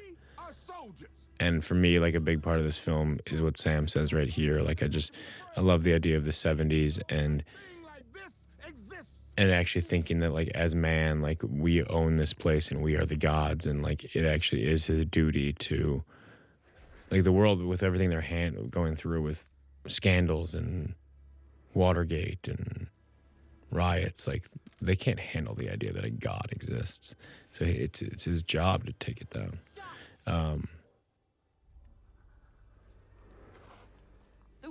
And to me, like what Sam says right here is just another thing of like, how do you always subvert? You know, every time people watch that, they're like, oh boy, here we go, like sensitive movie speech time, and then it just completely undercuts it. You know, and I just think there's a lot in this movie, hopefully, where I feel like people think it's going someplace, and then it completely undercuts the moment. Same thing when Shea Wiggum dies in a little bit. Like, you know, you think it's this heroic moment, the cliche of like guy sacrifices himself so the mission can go on, and then he just dies. Like, it's the darkest humor the way he dies. He did absolutely nothing. And like I just wanted the movie to have as many of those moments as possible where it really, you think it's going someplace, or we need to fulfill something, and then it just, did not expect that. The way that geyser burst is based on kind of when whales blow up water, and I love this idea of the shot of this massive geyser shooting up, and you don't even see anything happen, and then the creature drops down from above. It's such an insane, weird reveal. This is sort of the mother Skullcrawler, if you will, or the Mother MacArthur, as we called it, the Big Mac, as opposed to the Baby Mac. I just love Packard being trapped between these two beasts, and you know, there was a lot of debate about whether the Skullcrawler should kill Packard or Kong should, and for me, it was just always so clear that Kong needs to kill him. Like, you have to have that moment. Like, even though Kong is the hero, like, he has to take him down. Die, you motherfucker. In true Sam Jackson. This scene was actually kind of my nod to Gareth Edwards' Godzilla. Like, they had so many great things where they sort of take you away from the moment right when it started. Obviously, we wanted to play a very different game. You know, we wanted to show the creature right up front. We wanted to really bring you into it, and not play that game where we're teasing you. And so that's sort of one of the big teases where you like it's right about to start happening, and then you get taken away. So this is Van Long Marsh in Vietnam, which is a very beautiful location. All of those shipwrecks and things are not really there. This was an incredible thing because we were in Vietnam and the actors were in this water the whole time, and normally the water was freezing. Normally people would be so miserable, but look at this place. You know, like, we were so fortunate to be there, and yeah, everyone was tired. Yeah, everyone was cold. Like, it was a whole thing, but everyone knew how special it was that we were there because no one had been there like us. No one had shot there, and so it was this special thing where we all kind of rallied. And yeah, it was miserable. Do not get me wrong. I was in the water with them, but I think everyone just knew what we were doing. We were so fortunate to be able to be there. So the crew, everyone kind of rallied. It was also the end of the shoot. I think Jason Mitchell and these guys are great here. This is one of my favorite moments in the film. And like I said, I just love the idea of taking the cliche of like sci-fi movie, guy has to sacrifice himself so the mission can go on. And it's sad, and it's like legitimately sad. And through, you know, Shea's so amazing here, and through Jason, I think you feel something, but then it's so useless what he does. My favorite moment is actually in the theater, like when people know it's okay to laugh at that, but then still be affected by the sadness of Jason's reaction. So, you know, it's funny, for a long time I actually resisted the idea of having this big monster battle at the end, because I was like, well, no, the movie's about like Kong and the humans. And then once it was like, no, we're doing this monster battle, then it became this thing where it's like, okay, like, let's unlock the keys to the kingdom of like your childhood weird influences, where it's like, if I'm gonna do a monster battle, what is that gonna be? You know? And I just love the idea of like showing stuff pretty wide and showing stuff in broad daylight and having them in this water.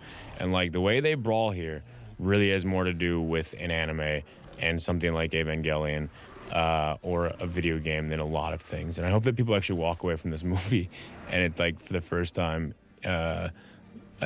people sort of associate like video games with a movie positively, because video game action can be the worst thing for films. But I think that this movie like takes a lot of influences from that stuff in a positive way, and just like it's these moments where it's like, you know, and this is like about trying to like also tell you something about Kong's character, like show you that he's a thinking creature, to show you that he's this is a very Dragon Ball Z thing.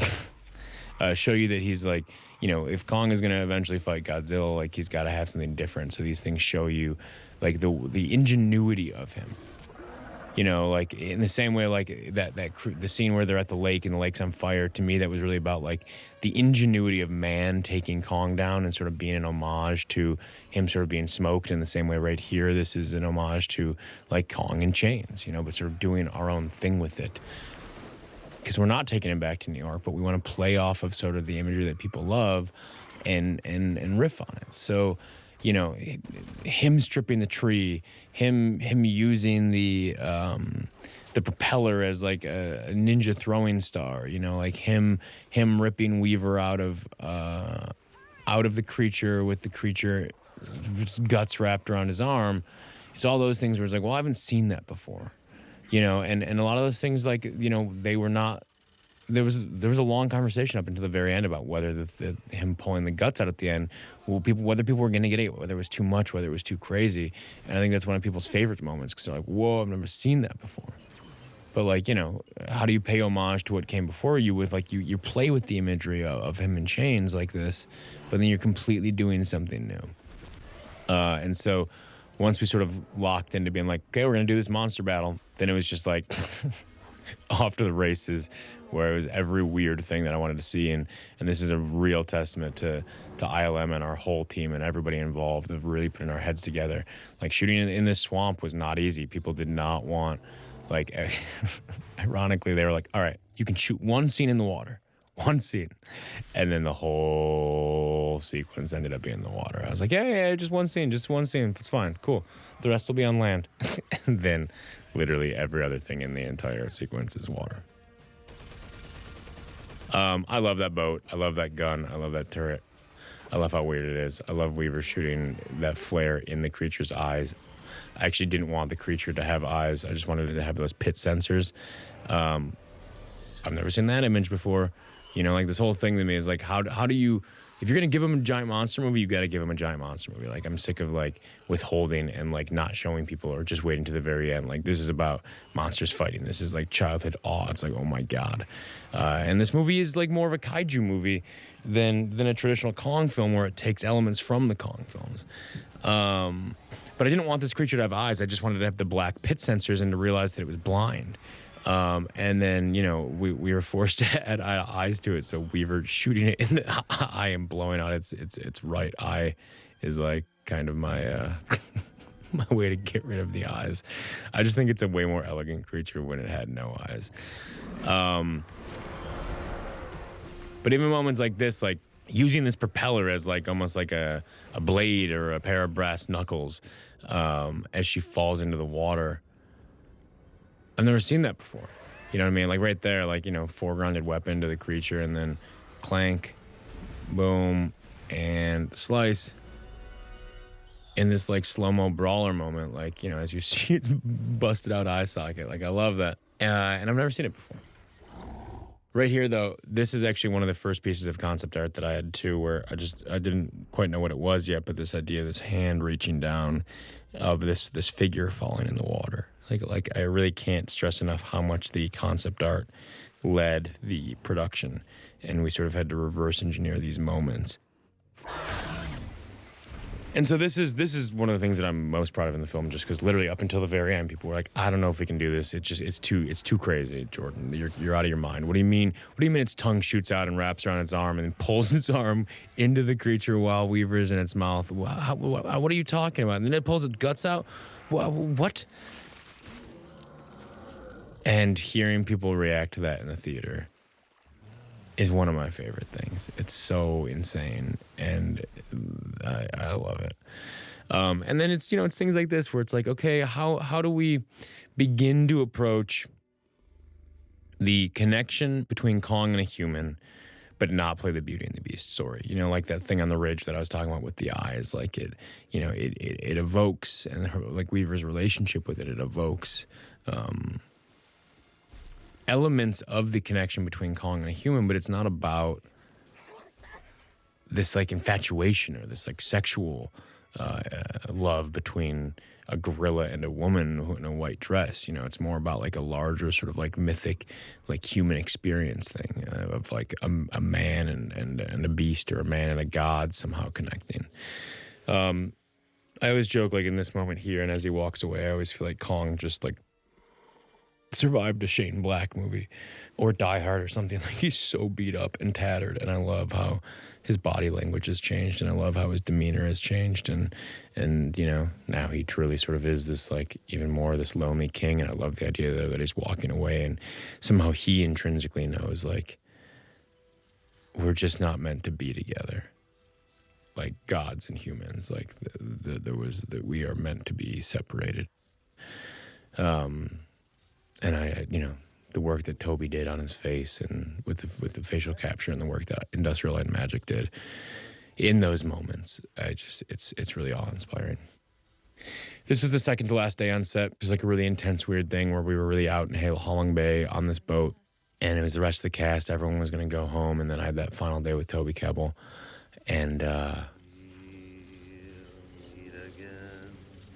I love movies that have people singing or playing instruments. In Kings of Summer, the boys, one of them plays the violin, and in Full Metal Jacket, there's that scene where they're walking through and singing the Mickey Mouse song, and John had been pitching to me this idea of songs that he could sing in the movie, and I really wanted a scene where the soldiers were singing a song, and like this wasn't in the script. We were just in the middle of Halong Bay, which is like one of the wonders of the world, one of the most beautiful places on the planet.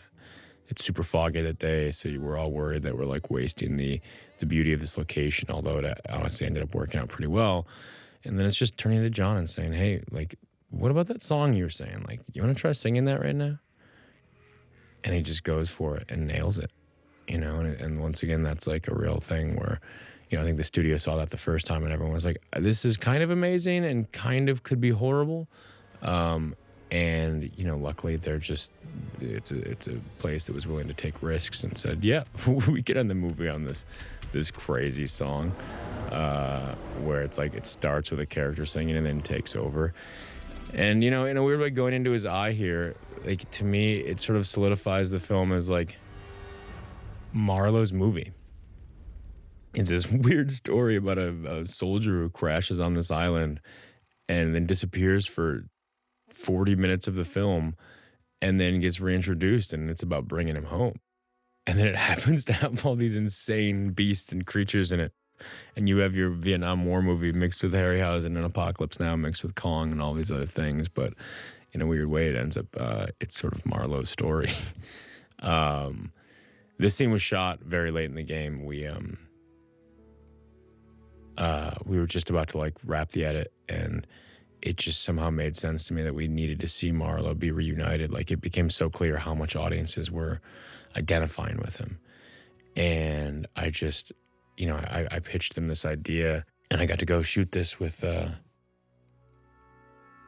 Mike Berlucci, who is another DP that I like to work with. Larry Fong shot the whole movie, and as you can see, he crushed it. And he wasn't available or something, and I wanted to shoot this like very running gun. So we were at a house. We shot this scene, I think, the day after the election or something. So I was in a very strange headspace. And I mean, John and everyone here is so good, and that's Will Britton, who played young John C. Reilly in the film. So being able to bring him back as his son was great. And just the idea that he sits home, has his hot dog and has his beer. It just became so clear how much audiences were like falling in love with that character. So it was like, well, we have to, we have to close that chapter. I think it's really amazing that most movies just put credits over black. Like, doing something like this is such a simple, small thing. Like, you just spent hundreds of millions of dollars on a film, like, and you're just gonna put your credits over black. I mean, I guess that's fine, but and in some ways that's elegant for whatever your movie just was. Like, not everything needs something, but on a big movie like this, just like do something. Do something. Spend another $1,500 or whatever it is. Look, all these people in the crew, I can't, thank them enough. Like, making a movie like this is not easy. And guys right there like Bill Corso, like, and Dennis and Doug and Mia, like, they're all just legends. And it's like an honor to be able to work with them. The movie was largely edited by Rick Pearson and Bob Murawski, and I was able to bring on one of the editors that I've worked with for a long time, Josh Schaefer, who did a lot of Kings of Summer and did a lot of the TV stuff that I've done, and so it was great being able to bring him on. Also, just passing there was John Dykstra, who is the man. Like, he was responsible for a lot of that original Star Wars stuff, and he's just a legend. Spider-Man and all of that. So being able to really sort of get his opinion and feedback on all of this was amazing. But look, all said and done, this is 2.5 years of my life. Like, it's such a huge undertaking, and we just worked so hard, as I've said many times, to sort of like always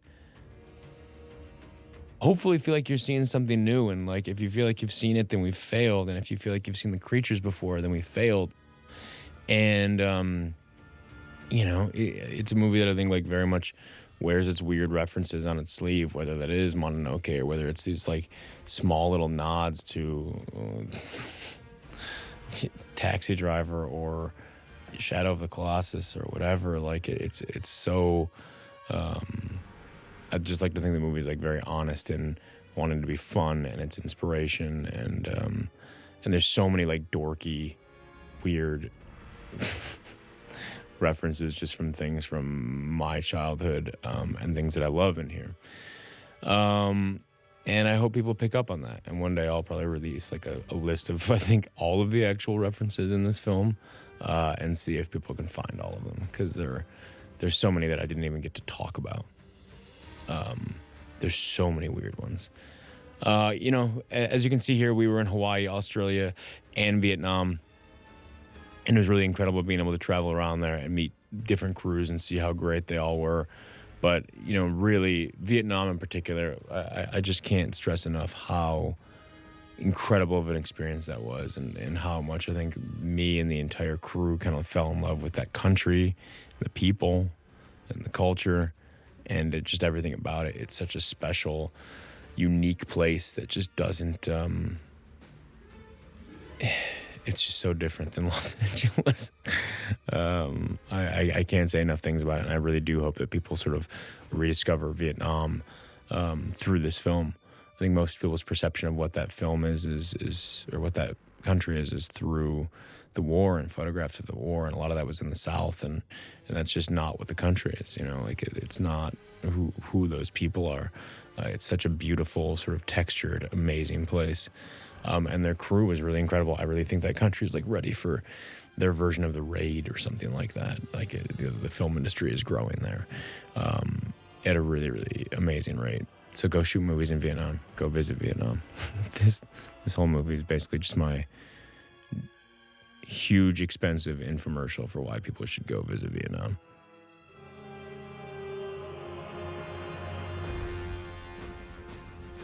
You notice a lot of votes in the credits. All those people are unrelated to me. Someone was like, "Oh, I saw there was a grip in the credit. That was cool, named Vote. It's so cool you hired your family." I was like, I'm sorry. That's not my family, and they're amazing. We just had so many people who were so great, but like our sort of costume department and wardrobe, like, Mary Vote, who's a legend as well. Unrelated to me. A lot of people were like, "Oh, it's so cool you hired your mom." Not my mom, just an amazing talent. Really, like, just, I can't thank this, like, crew and team enough. And then you get into these lists where you're like, there's so many digital artists. so many people at ILM. There's so many people in 3D, and like each of those people contributes so much. It's really incredible. And being able to sort of go to ILM and work with them and show them footage and sort of like talk to people. You sit in a room and these shots are so many things, but then you say, hey, who did the water effect sim on this shot? And like one guy raises his hand. And it's so easy to view this as such a massive machine, but like it's so many individual people behind it. And you get into Skywalker Sound like Al Nelson and Pete and these guys who, were so great to sort of like let me bring in something as small as Kings of Summer and do the final mix there. And to be able to bring on like the guy that I did the sound design with, William McGuigan, on that, and to be able to get him on this was amazing. Like you got to sort of travel with your family and the people that you trust, and the being up at Skywalker, and like there's so many weird even just nods in terms of sound design. Like when Packard's on the radio, all the radio static in this film is like very much a fusion of like the probe droid in Empire Strikes Back, like mixed with like the radio static from Coppola's The Conversation, like the weird sort of analog stuff. And, when they're starting the boat, it's like got the shades of the Millennium Falcon. And there's just so many weird things like that. And I'm really proud of the sound design, too, especially like when Kong's being revealed, like the way the chopper, like, thump, thump, thump, thump, thump, thump. It becomes this very stylized thing. And then right after that, as I mentioned before, like the rhythmic nature of the gunfire. I just love movies that have weird sound design where you actually sort of notice it in a good way. And then Dave Cole, who just went by, who's the colorist, like really, really crushed it. I wanted to do something really insane with the color on this film, and I'm really proud of what it is. But it was not easy, and there are movies that shall remain nameless that, will win Oscars that color for like thousands of hours. And we did not have that. We didn't have that time. But I'm really proud of how this film looks, and I'm proud of the fact that it doesn't look like a traditional sort of blockbuster and plays with color. And Dave Cole is a huge, huge part of that. He really went with this crazy idea and helped me sort of like bring that alive. Yeah. Cool logos, right? Real cool logos. It's funny because we have this like this post-credits thing coming up, but then for anyone astute, like right here, you get copyrights about like Toho and Godzilla and those monsters. So you're like kind of spoiling it. You just gonna sit there in the dark? I know. I always kind of loved that line right there, and the idea that like Tom is this fun for you? Actually commenting and talking to the audience, and like you know people are waiting around, and like, are you really having fun? You just sat through those 7 minutes of credits. It's funny, this scene was actually taken off the movie for a long time, because there was concerns that it didn't fully, like this space didn't fully mesh with like what Monarch was, and it's one of those classic things where like it was off the film, and like for a long time I'd been saying, guys, people are gonna love this. People are gonna love this scene. I promise you. Promise you, people are gonna love this scene. And there's more out there. What do you mean? Then like one random person comes in who hasn't seen the movie and is like a new voice and watches it and like, oh my God, that's so fun. I love it. Why isn't that on the movie? And then everyone says, yeah, we should put this on the movie. And you're like, yeah, it's a great idea. We should definitely put this on the movie. You guys are totally right. But audiences like freak out over this. Honestly, I almost can't even explain why. Like, obviously, all this stuff is cool, and it gives you this promise of this greater world. But we'll see. I kind of keep joking around that the people are like, oh, are you going to do a sequel? And it's like, I'll make a prequel with John C. Reilly fighting monsters with a katana and his relationship with the villagers and the Japanese soldier. That Godzilla roar, by the way, is that was Brian Janowski, my assistant's idea. He gets full credit. Someone should pay him a lot of money. And that's it.